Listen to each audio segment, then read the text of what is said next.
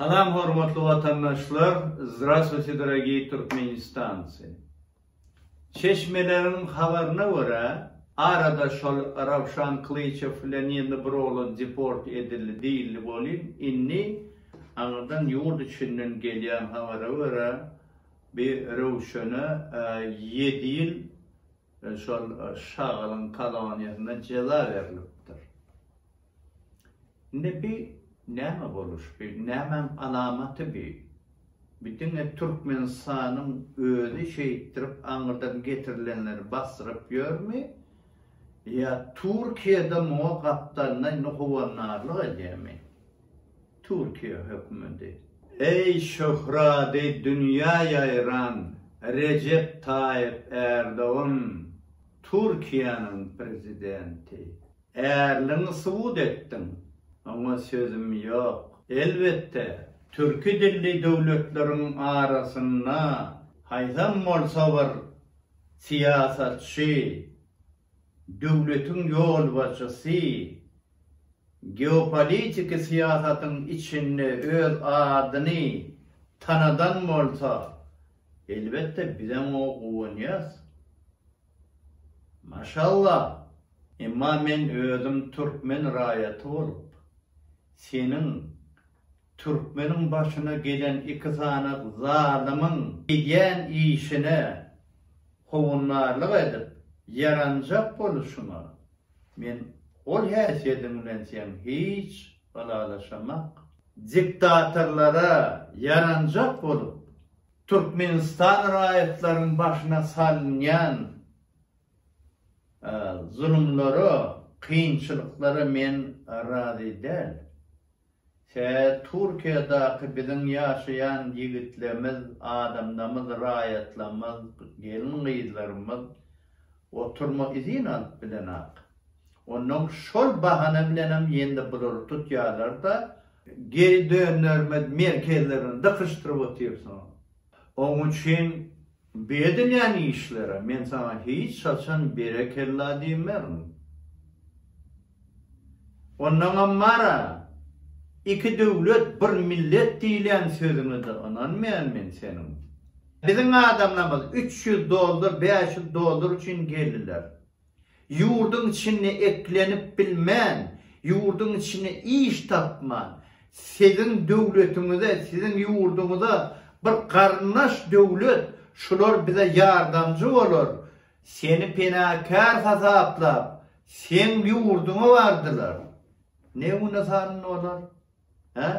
İn hapa işlerin içinde ondan ay mının yok, sen oturmaydığının yok, yende burada ondan muğu dıkıştırıp bir tutup yende uğradıp bu ne bunun?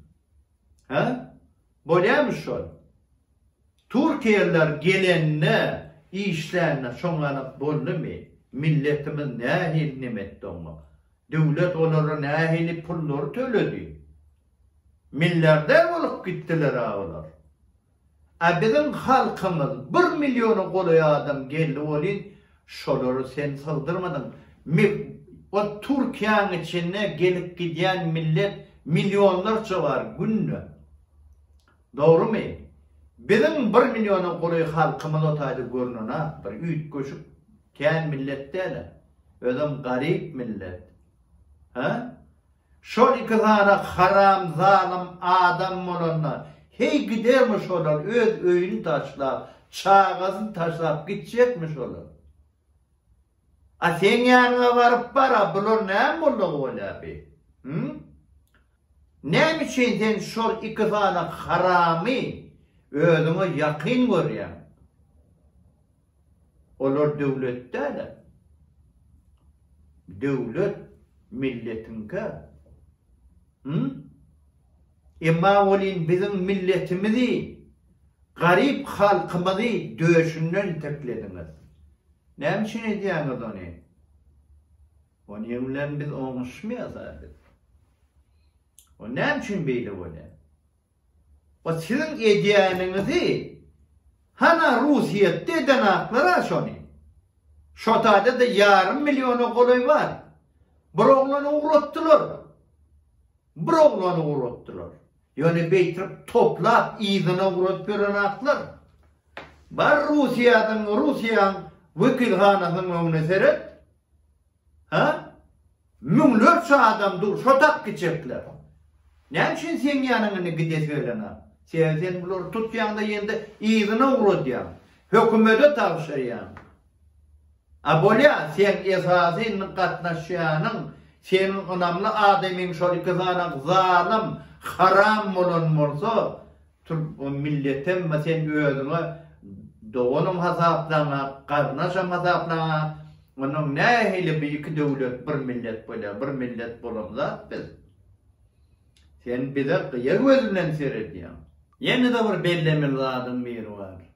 Arada bir sen Turan birliğini, bir ayratin bir devletin cemleşen kurulması yok mu ne?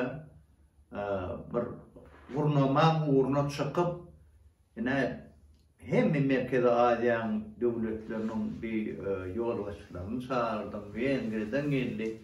Şu tane bizim oynatığımız var, Sıpın, haramda. Ay gerek olsa men mara ertir kol çeken naten gün beylek size taraf kadırsın ya. Türkmen gerekkelle yerası yerisi baylıkları öğretmeyi. Ha? Kim ol o şagal, kim ol bütün birinciden avul prezidentler o nehili beyle gurlap yer. Öz oğlunu var öz yerine koyulmak otaydı gurlap otur. Onna demek Türkmenistan'ın şol baylıkları gerek de milleti gerek de. Onun nehiyle biz onun iki devlet bir millet bolyaz. Bir Müslümançılık var. Doğru değil mi? Türkü dilli milletlerin arasında millilik var. Bir garip kasara var nehiyle mozgollu. Ha? Şol atlar var. Bunları tutup diyorlar. Ne bunlar bir atışıp gören adam değil. Ne için Türkmen şuuna düştü? 2 ay kalıptır sonunda var şol nemese oturma izinin oturmanın 2 ay kalıptır onların dıkık koyuyorlar. O hayvan saklanan yerler var. 3 adamın yaşamalı yerine 10 adam. 10 adamın yerine bari bulmalı yerine 23 adam. O ne hemen günü? Bir Silivri'de ayal maşalaların bolyan yerine bir ennamlarına var pekizlerini seyretmek için gerekli enzamlar verilen. Ana sizin bu insan hak hukuklarını koruyucuların özleri çıkış edip dururlar şu mesele boyunca. O bizim milletimizden var nerede bazarda ya aeroportta ya yine şuna migdeş yerde tutsalar ben tuğla taraf alıp gidiyorlar. O taydanım Adana diye, Ağrı diye, Ankara, Çanakkale, Erzurum, Silivri, Kırklareli, Malatya, şu malak yerlere akıdip yiyorlar. Ondan bundan var yende Ağrı'ya baransan advokatınız sizin $80'dan $100 tölemeli. Doğru işini bitirmek için onun yende $1000 olaya pul çıkarmalı. O adamlar neyme o pulları kazanmak için gelirler. O sizin advokatlarınıza ya da bir geri dönerme merkezin iş yerlerine tölemek için gelin. Ne olur? Ne için böyle oluyor? Kim için ettiniz? Şol gazı uğraşacak diyen için mi? Yani biz sen yankı Alparyan siyasetin bir başka tarafı. Onunla neyle oluşmalı?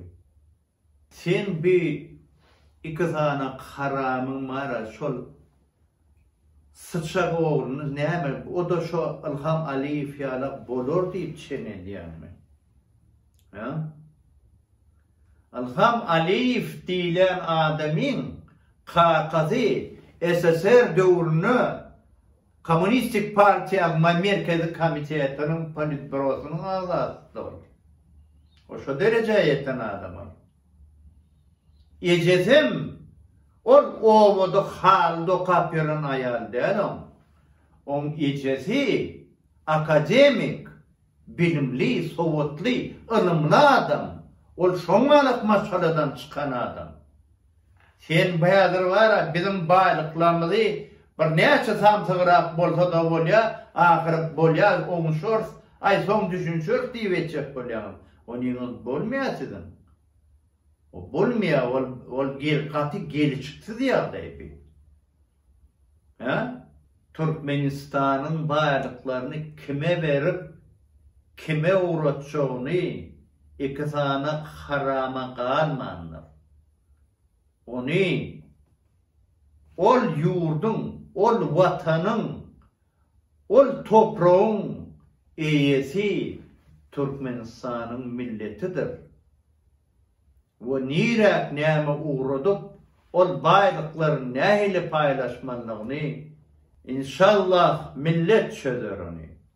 Men senden bir 3 yaş uli Recep Tayyip Erdoğan, Türkiye'nin prezidenti.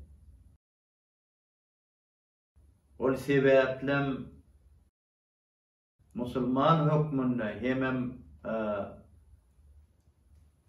insaniyet sogabı hükmünde garip halka gollaw bermeklik sogabyny terk etmejegine inanýar. Türkmenistanly türkmen ýaşulsy bolup saňa aýtjak sözüm şu: Müslüman Recep Tayyip Erdoğan, halkın hakkı var, narod prava. Adam yolu, adat yolu, aklına değil.